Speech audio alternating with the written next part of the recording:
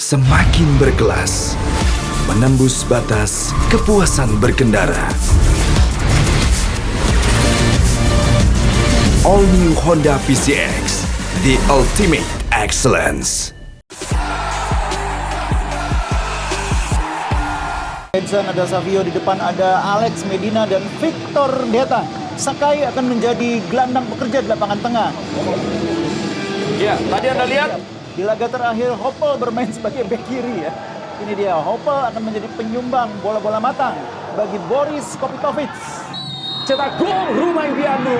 Hoppel dengan kecepatannya, masih Hoppel. Dua pemain lewat dan itu dia! Itu dia pemirsa, gol tercepat dari Bali Super League dicetak oleh Mirza Mustafic. Kurang dari 30 detik, Mirza Mustafic. Luar biasa bagaimana serangan yang begitu cepat.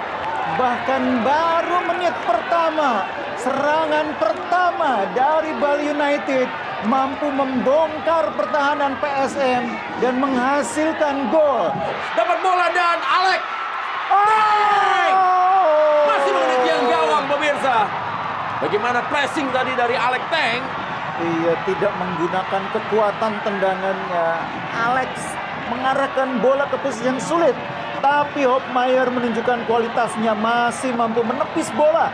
Masih mampu menepis bola sulit yang membuat bola akhirnya keluar, hanya menerpa tiang gawang. Luar biasa. Masih Medina melihat kalinya dari Rizky Eka. Medina berhasil lepas sebuah cutback dan itu dia peluang pas sebenarnya dari Alex Teng.